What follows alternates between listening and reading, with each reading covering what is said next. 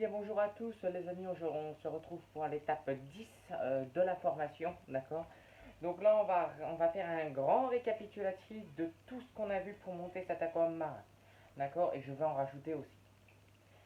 Donc en premier nous avons vu le matériel, d'accord, une pompe qui va filtrer l'eau, d'accord, une pompe qui va donc me servir pour la filtration, d'accord.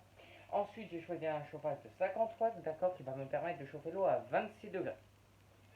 Ensuite, je suis parti sur de l'eau saumâtre, d'accord. Comment on forme de l'eau saumâtre, je vous l'ai dit dans une vidéo. J'ai pris 13 litres d'eau douce et 6 litres d'eau de mer, d'accord, que j'ai laissé après se filtrer. Ensuite, j'ai mis le sable, d'accord, le sable que vous voyez, c'est du sable, enfin voilà, qui était déjà cyclé, mais vous pouvez prendre aussi du sable non cyclé. Ça vous prendra entre 3 semaines et un mois le cycle. D'accord. Ensuite, nous avons vu les paramètres que j'allais oublier, les paramètres très importants, d'accord, dans l'aquariophilie dosomètre, c'est la densité primordiale, pH, GH, nitrite, nitrate, et ensuite tout ce qui est après magnésium et potassium, on n'est pas vraiment obligé vu qu'on n'est pas dans un aquarium marin, d'accord. Donc ensuite, une fois ça, le cycle fait, une fois les semaines que l'eau était déjà faite, j'ai décidé d'incorporer quelle pierre, d'accord. J'ai choisi des pierres vivantes, d'accord. Une pierre vivante, je vous renvoie à la vidéo, c'est une pierre qui a des bactéries. Donc j'ai décidé d'en mettre 3, d'accord. Et ensuite, j'ai décidé d'incorporer une grande plante, une Vallisneria, qui s'adaptera très bien en eau douce comme en eau saumâtre. Donc j'ai choisi de faire ça et de mettre une pierre par-dessus pour après que si elle veut mettre ses racines, il y a un peu toujours du sable. D'accord.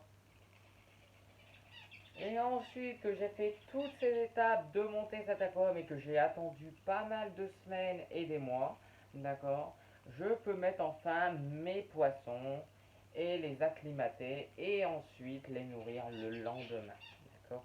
Il faut bien le temps qu'ils s'acclimatent en eau saumâtre. Ne vous pressez pas.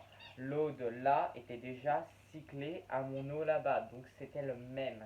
C'était la même eau. Donc ils n'avaient pas vraiment de différence. Juste la salinité qu'il faut absolument contrôler tous les jours. D'accord. La loi elle est au-dessus du trait. Donc je vais laisser descendre pour après remettre en compensation. D'accord. Alors, je ne l'ai pas vraiment précisé, mais on peut mettre des guppies, des platies, en osomate, des scalaires dans des grands volumes, des discus. Enfin, tous les poissons d'aquariophilie d'eau douce, on peut les mettre en aquariophilie d'eau saumâtre. Ça, c'est important. Et une fois tout ça fait, et j'ai oublié de parler de la lumière. La lumière, regardez, c'est plein de sel, d'accord. Donc la nettoyer régulièrement, d'accord. Donc c'est une lampe normalement d'aquariophilie de marine, mais que j'utilise en eau douce pour ce concept-là, d'accord. Donc c'est un aquarium d'eau saumâtre qui est cyclé, qui fonctionne bien, et ensuite on pourra améliorer des choses. Donc qu'est-ce qu'on va pouvoir améliorer? Déjà nous pourrons mettre un palétuvier. Pour ceux qui ne savent pas ce que c'est qu'un palétuvier, je vais vous expliquer. Un palétuvier est un arbre qui vit en eau douce, en eau saumâtre et en eau de mer. L'équivalent d'un arbre, c'est que vous allez me dire oui, mais ça vit dans la terre. C'est un arbre qui n'a pas besoin de vivre dans la terre, mais dans l'eau, qui se développe avec le sel et avec les nutriments. Là, vous voyez, j'ai déjà des bactéries dans les pierres. Le filtre, il y avait déjà des bactéries. La plante a des bactéries. Donc, vous voyez que déjà tout ça, il y a quand même du cycle. D'accord. Il y a quand même tout le processus. Ah, et j'ai laissé tourner quelques semaines. D'accord. Et ensuite, j'ai incorporé mes poissons plus tard. Mais en revenant au palétuvier, le palétuvier va se développer aux excréments des poissons et donc à ce que, en fait, ce qu'il va trouver dans l'eau. C'est sûr, si vous mettez les poissons trop vite et si vous ne laissez pas tout le cycle se faire, un palétuvier va avoir du mal à se développer. C'est un arbre qui va devenir assez grand, mais qui, pour un bon volume, va faire en fait des racines, ce qu'on appelle les racines de mangrove. On peut en trouver, on peut en acheter, mais il faut laisser des pots style l'arbre, le laisser se développer dans l'aquarium. On utilise un pot, d'accord, spécial pour palétuvier. Attention, c'est pas n'importe quel pot, c'est des pots pour palétuvier, d'accord. Et vous avez donc plusieurs sites, d'accord, qui proposent des pots, plus le palétuvier ou le pot à part, plus le palétuvier à part. Ce n'est pas un arbre qui se développe, c'est une graine, c'est une longue tige avec une petite pousse, d'accord, une petite germe, et ensuite, il va se développer année par année, d'accord. Lui, il se développe dans le sel, et enfin avec l'eau salée, ça va aussi, l'eau de mer, vous pouvez le mettre, mais le mieux, ce que je conseille, c'est l'eau saumâtre, d'accord, comme on est en train de faire. Mais vu que cette lampe, elle est pas trop grosse, on pourrait en mettre un là, on pourrait le mettre derrière, mais comme j'avais dit dans une vidéo, donc là pour le palétuvier on pourra en mettre un, d'accord, ou on pourra en mettre deux, voilà, mais vous voyez, ce qu'on voit le plus c'est quand même la filtration. Mais on voit aussi la lumière. Donc c'est facile qu'à un moment donné que l'eau elle va compenser, mais avec la lumière elle va prendre aussi. Donc c'est pour ça que régulièrement vous le nettoyez avec une petite brosse à dents. Le sel, au moins ça retombe dans la coque et c'est du sel qui s'est évaporé en même temps avec l'eau. Il y a des fois, il y a des petits problèmes comme ça que le sel des fois en fait il s'incorpore dans la lampe. Mais sinon, ce qui s'évapore, je tiens à vous dire, c'est de l'eau douce. D'accord. Donc, une fois qu'on a fait tout ce concept, après, nous pouvons mettre, d'accord, vraiment des espèces au fond, d'accord, comme type une crevette, d'accord, certaines crevettes, les crevettes amano, d'autres crevettes pourront s'adapter en eau saumâtre, d'accord. On dit oui, les guppies, maudits, plastiques, zifo, etc.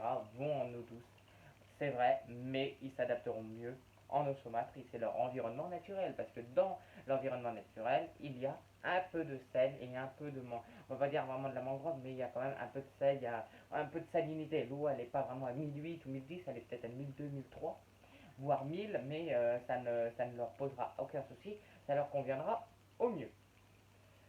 Et j'allais oublier que si vous voulez rajouter des pierres vivantes, vous pouvez, là je reviens au terme de pierres vivantes, vous pouvez en faire un décor, d'accord. Les apistogrammas, tout ce qui est cyclédé adoreront se cacher entre les pierres, d'accord. Et surtout, le mieux, c'est les escargots. Si vous incorporez des escargots dans votre aquarium, ils vont en fait kiffer en fait, parce que c'est leur environnement naturel. Et vous allez voir que vous allez avoir des algues, d'accord, sur vos pierres vivantes. D'accord. Et c'est là que vous pouvez dire, ah oui, il y a de la vie. Et même si vous avez un système d'eau, en fait, que les bactéries soient cyclées pendant plusieurs heures et que vous avez mis des bactéries et vous avez mis une pompe de brassage, vos bactéries vont reprendre de la vie et vont mieux s'adapter en eau douce qu'en eau de mer. D'accord. Certaines pierres vivantes vont s'adapter en eau de mer et mieux en eau saumâtre. Donc voilà, nous pouvons mettre un décor d'eau douce comme un univers marin. Je suis parti sur environ entre l'eau douce et l'eau de mer, donc entre les deux. Et après, si je veux, je pourrais rajouter un palétuvier, qui est un arbre qui vit, donc, comme je vous l'ai expliqué, tout ça. Ensuite, ne chargez pas trop la com, parce qu'au début, un guppy, ça va se développer. Si il va s'habituer, il va se développer, il y aura plein de bébés. Si vous mettez des poissons d'eau saumâtre et dans un aquarium de douce, ça peut poser problème. Mais si vous compensez votre aquarium d'eau douce de temps en temps en sel, ils vont s'habituer. Mais un bébé, normalement, un bébé guppy ne devrait pas aller en eau saumâtre. Mais il peut s'habituer comme les grands, d'accord. Vous voyez, un guppy, sinon il serait déjà un poisson qui se sentirait pas bien, même pas au bout de 5 minutes, il se sentirait pas très bien, il mourrait. Là, vous voyez, ils sont affolés, mais ils vont après s'habituer au fil du temps à leur environnement, tout ça.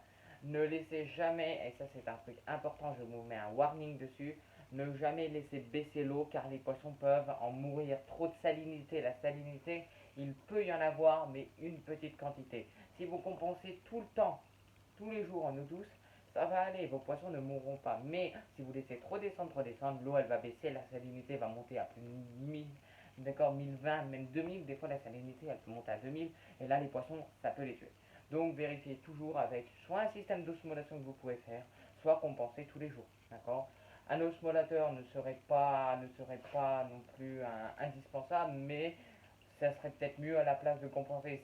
C'est comme vous si vous avez le budget de mettre un osmolateur, c'est à vous mettez donc dans un récipient, d'accord, et vous mettez une petite pompe, et vous pouvez faire ça aussi avec une pompe, d'accord, une pompe normale qui n'est pas branchée à H24 et sans capteur, et quand vous voyez que l'eau elle baisse, hop, vous mettez de l'eau douce, vous mettez une pompe avec un tuyau qui remettra de l'eau douce et ça compensera, même si c'est un peu plus au-dessus, ça ne fait rien. Donc les amis, je vous ai fait un récap un peu de tout ce qu'on a vu. Filtre, eau, plantes, pierres, sable, poisson, cycle et paramètres. Et je vous ai même dit encore plus, d'accord, vous pouvez rajouter des micro-espèces, d'accord, vous pouvez mettre même des bactéries en plus si vous voulez encore que même avec des poissons vous pouvez en avoir, mais si vous en avez déjà, mettez-en aussi. Et puis vous pouvez lors du cyclage, d'accord, vous pouvez mettre un peu de nourriture, ça favorisera un peu plus les bactéries. Donc les amis, nous retrouvons maintenant pour des vidéos du dimanche. Normal, la formation est donc terminée. Donc merci d'avoir suivi cette formation. J'espère qu'elle vous a plu. J'espère qu'elle vous a aidé à monter un aquarium de A à Z. Là maintenant, il y a les poissons, il y a tout. Tout le monde va être content. Et ben, au revoir les amis et à bientôt. Bye bye.